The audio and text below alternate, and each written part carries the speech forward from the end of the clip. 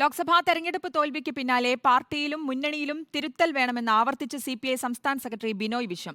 കണക്കുകളോ വിശകലനങ്ങളോ കൊണ്ട് പരാജയത്തെ വിജയമാക്കി മാറ്റാനാകില്ലെന്നും മാറ്റം വേണമെന്ന് ജനം പറയുകയാണെന്നും ബിനോയ് വിശ്വം റിപ്പോർട്ടറിനോട് പറഞ്ഞു. ഗീവർഗീസ് മാർ കൂറിലോസിനെതിരായ മുഖ്യമന്ത്രിയുടെ വിവരദോഷി പരാമർശത്തിലും ബിനോയ് വിശ്വം പരോക്ഷ വിമർശനം ഉന്നയിച്ചു.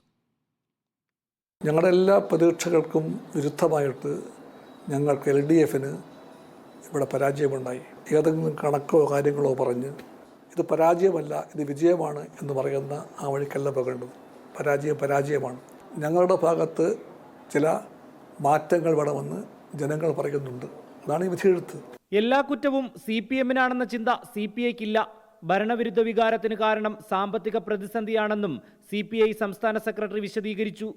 ഗീവർഗീസ് മാർ കുർലോസിനെതിരായ മുഖ്യമന്ത്രിയുടെ വിവരദോഷി പരാമർശത്തെക്കുറിച്ചുള്ള ചോദ്യത്തിന് മറുപടി ഇങ്ങനെ: ഇതുപോലത്തെ വിമർശനം ബിഷപ്പ് കൂറിലോസ് നടത്തിയത് CPIയെ പറ്റിയാണെങ്കിൽ ഞാൻ പ്രതികരിക്കും. പക്ഷെ ആ പ്രതികരണം എന്തായാലും ഈ രീതിക്കായിരിക്കില്ല. ഞാൻ പ്രതികരിക്കുന്നത് വേറെ രീതിയിലായിരിക്കും. അത് എൻ്റെ രീതിയാണ്.